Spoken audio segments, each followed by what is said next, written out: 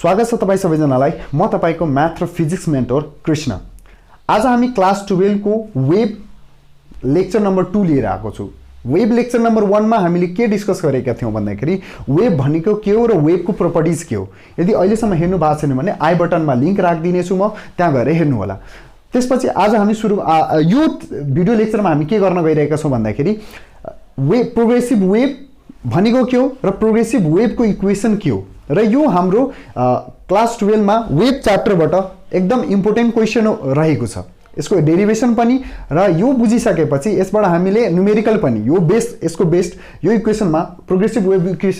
इक्वेसनमा based numerical पनि गर्न सक्छौं र यो पनि धेरै चोटी सोधिन्छ। ल त्यसो भए सुरु गरौँ। सबभन्दा पहिले हामी बुझौं प्रोग्रेसिभ वेब भनेको के हो। प्रोग्रेसिभ वेब भनेको के हो भने नामबाट पनि हल्का क्लियर छ हामीलाई। प्रोग्रेसिभ वेब प्रोग्रेसमा हुनु पर्यो, मिन्स स्पीड हुनु पर्यो, सर्टेन भेलोसिटी हुनु पर्यो, त्यो मुभमेन्ट हुनु पर्यो। वेब स्टेशनरी नहोस्, एक ठाउँमा मात्र नहोस्। जस्तै हाम्रो के भन्छ गिटारको जुन स्ट्रिङ हुन्छ, गिटारको स्ट्रिङमा यदि हामीले त्यसलाई टच गर्यो भने भाइब्रेट गरिदियो भने वेब त बन्छ, तर त्यो वेब कस्तो हुन्छ नि स्टेशनरी वेब हुन्छ। त्यसको बारेमा हामी यसपछिको लेक्चरमा गर्नेछौँ। त्यो भनेको स्टेशनरी वेब हो, मिन्स वेब प्रोपागेट भइरहेको छैन। मिडियम के भन्छ वेब एक ठाउँबाट अर्को ठाउँमा जाँदैन, सेम पोजिसनमै हाम्रो भाइब्रेट भएर बस्छ वा सेम पोजिसनमै बसिरहेको हुन्छ। तर प्रोग्रेसिभ वेब भन्नाले कस्तो वेब हो भन्दाखेरि त्यसमा मोसन हुनु पर्यो, त्यसको सर्टेन भेलोसिटी हुनु पर्यो, त्यस्तो वेबलाई हामी प्रोग्रेसिभ वेब भन्छौँ। त पहिला हामी डेफिनेसन हेरौँ। डेफिनेसनले के भन्छ? डेफिनेसनले भन्छ a wave which travels continuously in a medium in the same direction without the change in its amplitude is called traveling wave or progressive wave. Traveling र progressive भनेको उही कुरा हो, डिफरेन्स छैन है। ट्राभलिङ भनेको पनि र प्रोग्रेसिभ मिन्स भेलोसिटी हुनु पर्यो, सर्टेन भेलोसिटी हुनु पर्यो, त्यसलाई हामी ट्राभलिङ वेभ वा प्रोग्रेसिभ वेभ भन्छौँ। अब यसले के भन्छ?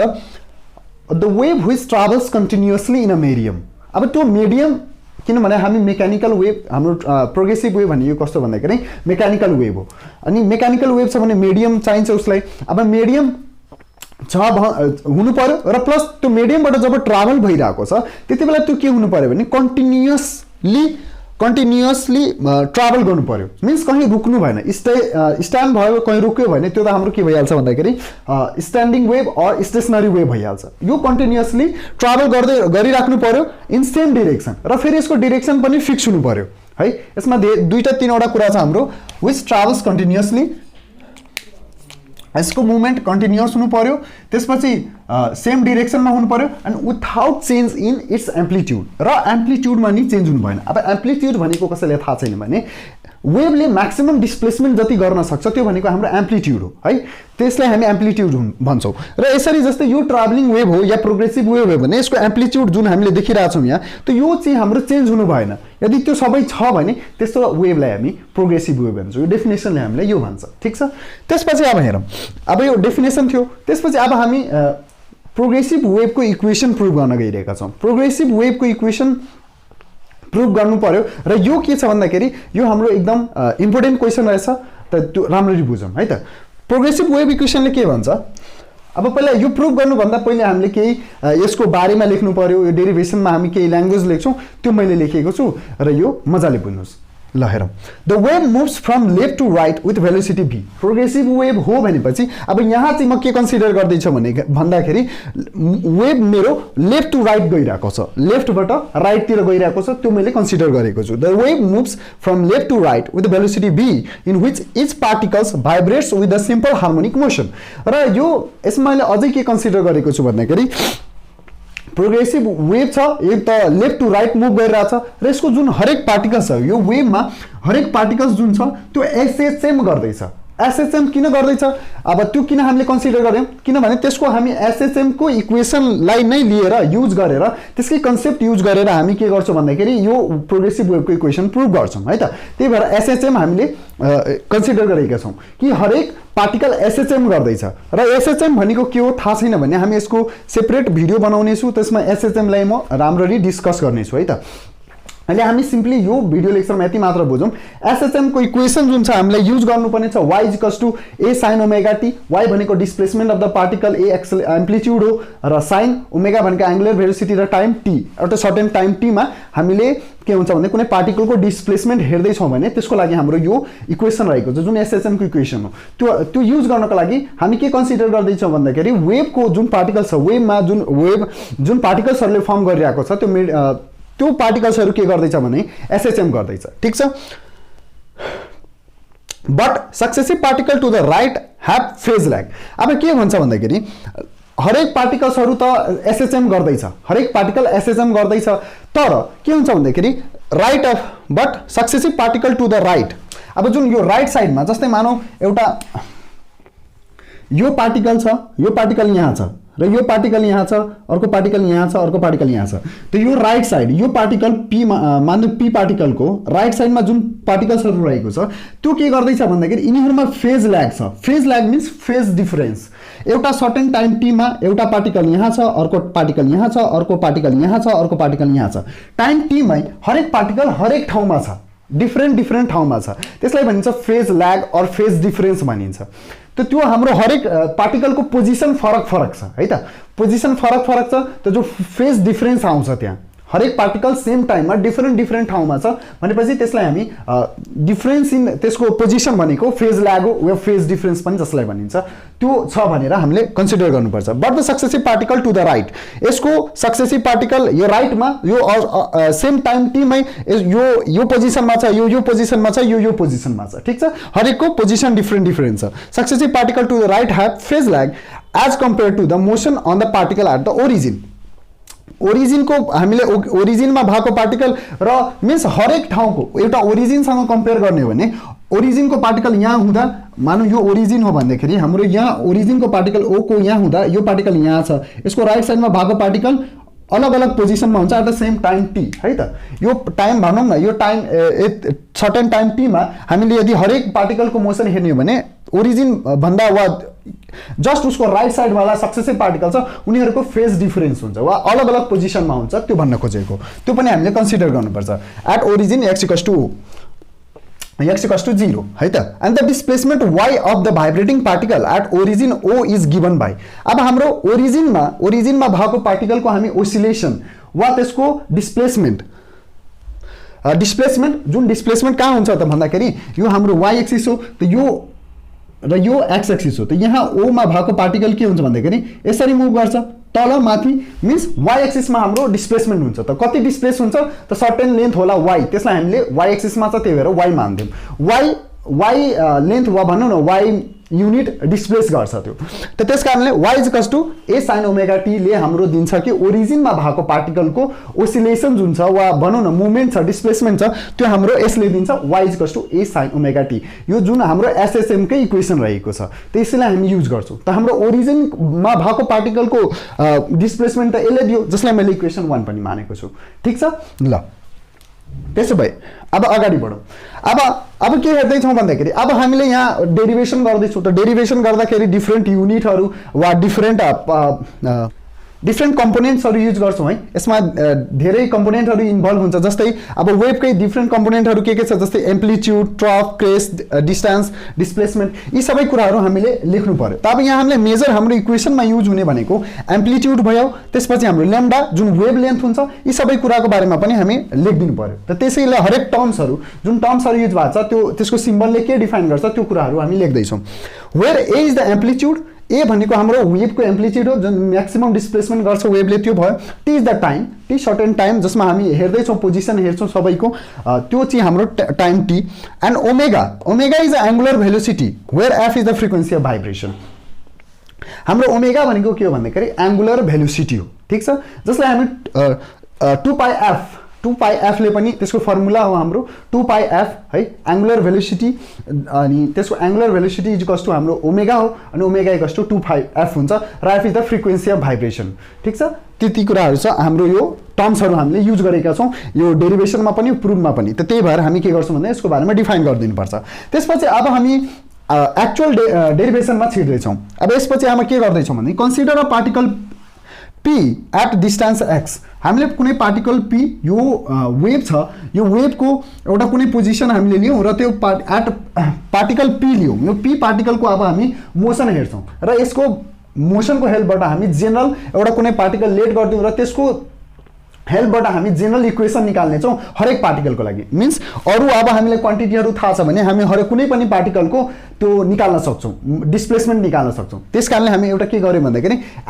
At distance x from the origin x डिस्टेन्समा भएको पार्टिकल p लाई हामी कन्सिडर गर्दैछौँ है त consider a particle p at the distance x from the origin as in the figure हाम्रो फिगरमा हामीले देखाएको छौँ ठिक छ p मा रहेको p पार्टिकलको हामी डिस्प्लेसमेन्टलाई x डिस्टेन्स ओरिजिनबाट त्यो कन्सिडर गरेका छौँ र फाइ बी द फेज ल्याग फाइ भनेको हाम्रो फेज डिफरेन्स है त फेज डिफरेन्स जुन रहेको छ त्यो हामीले फाइले या फेज ल्याग जुन रहेको छ त्यो हामीले फाइले डिनोट गरेका छौँ अफ द पार्टिकल p र p को फेज डिफरेन्स भनेको हामीले फाइले डिनोट गरेका छौँ and lambda be the wavelength ठीक छ यहाँ पनि हामीले लेखेका थियौँ यहाँ लेखेका थिएनौँ त्यही भएर यहाँ लेखिरहेको छौँ लेम्डा बी द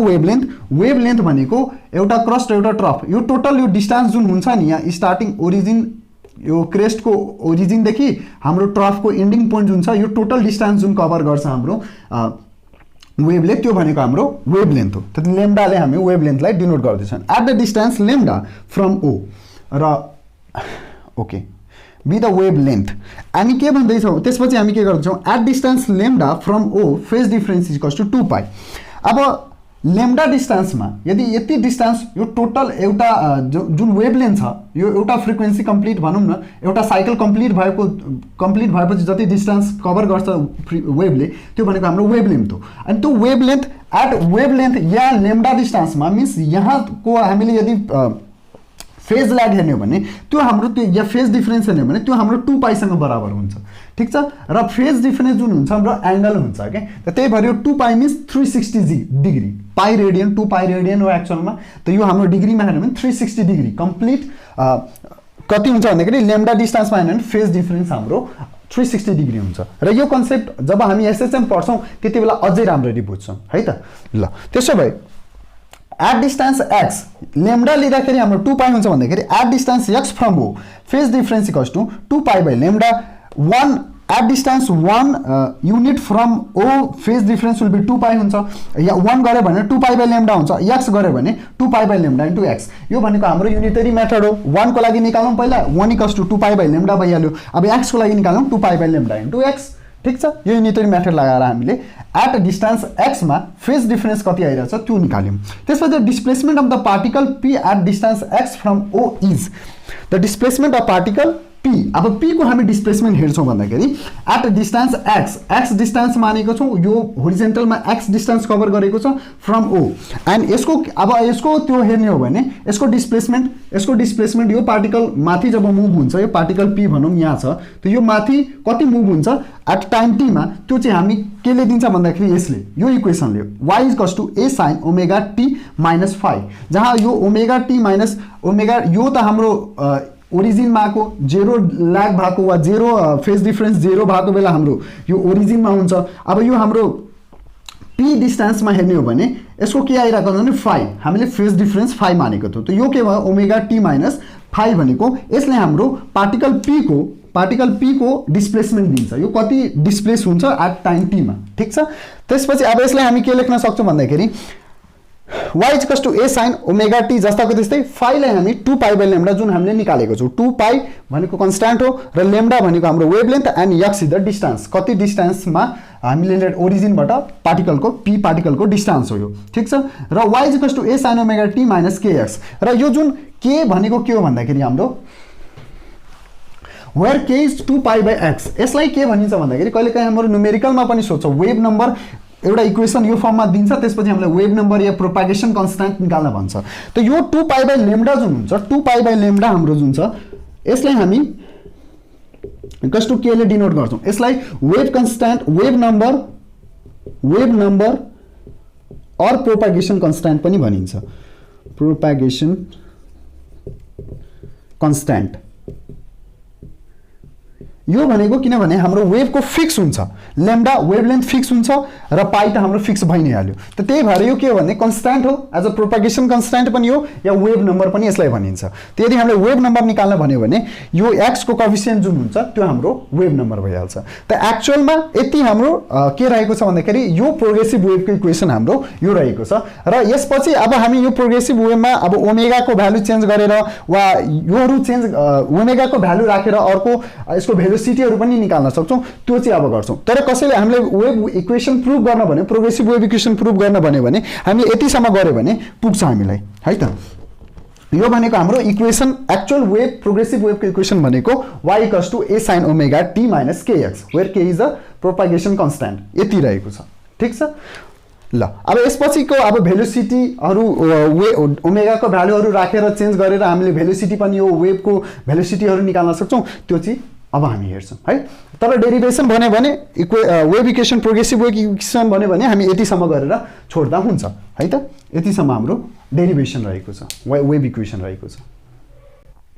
ल अब हेरौं, अब यही इक्वेसनलाई हामी यो इक्वेसनबाट के गर्न सक्छौं भन्दाखेरि अब हामीलाई वेभको भेलोसिटी कति हुन्छ, जुन अब वेभ त प्रोग्रेसिभ हो, यसको सर्टेन भेलोसिटी हुन्छ, यो मुभ गरिरहेछ भनेपछि त्यसको भेलोसिटी कति हुन्छ त्यो निकाल्नतिर लाग्छौं, है त। अब के गर्न सकिन्छ भने यो मैले यो जुन हाम्रो वेभ प्रोग्रेसिभ वेभको इक्वेसन आछ त्यसैलाई मोडिफाई गर्दै छु। डेरिभेसन हाम्रो यतिसम्म हुन्छ, तर यसको अब भेलोसिटी निकाल्नु पर्यो भने v भनेको कति हो भन्दाखेरि वेभको भेलोसिटी कति हुन्छ भन्दाखेरि निकाल्नु पर्यो भने त्यसको लागि हामी यो गर्दै छौं। त a sin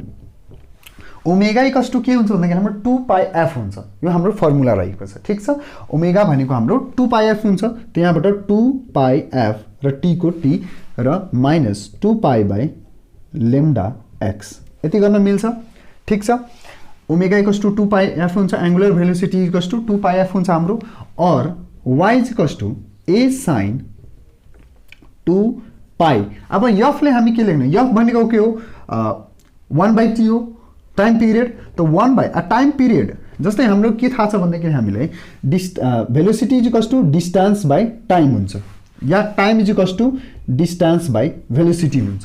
ठीक छ। अब यहाँ टाइम के छ, total time t, time period. अब यो हामी फ्रिक्वेन्सीको कन्सेप्टमा वेभको त्योमा हेर्दै छौं भन्दाखेरि कन्सेप्टमा भनेपछि वेभको वेभसँग रिलेट गर्यो भने टाइम भनेको हाम्रो टोटल टाइम पिरियड t हुन्छ। यसले टोटल डिस्टेन्स टाइम t मा कति डिस्टेन्स कभर गर्छ त हाम्रो के हुन्छ त्यो वेभलेन्थ कति हुन्छ लैम्डा, र यो स्पीड अफ द वेभ के भयो, स्पीड कति स्पीडले मुभ गर्दैछ v ले। त त्यहीबाट हाम्रो के आएको छ भने f = 1/t 1 अनि 1 को 1 अनि t भनेको λ/v, त्यहाँबाट हाम्रो λ/v आयो। त मीन्स f = हामी के लेख्न सक्छौं v/λ, यो रेसिप्रोकल भइहाल्छ, v माथि जान्छ λ तल आउँछ। त यहाँ अब हामी f को भ्यालु रिप्लेस गरिदिन्छौं v/λ ले। हामी v किन ल्याउँदै छौं किनभने v भनेको हाम्रो भेलोसिटी अफ वेभ हो, त त्यो हामीले निकाल्नको लागि डाइरेक्ट भइहाल्छ। अब 2π v/λ t - 2π/λ x। अब यहाँबाट के आयो भने 2π/λ हामी कमन लिन सक्छौं, जसलाई हामीले 2π/λ भनेको के हो भन्दाखेरि हाम्रो वेभ नम्बर और प्रोपागेसन कन्स्ट्यान्ट हो। त त्यही भएर त्यसलाई हामी फेरि replace गरिदिन्छौं a sin k 2π/λ k vt minus kx। अब यो दुईटाबाट कमन लिहालौं k, त a sin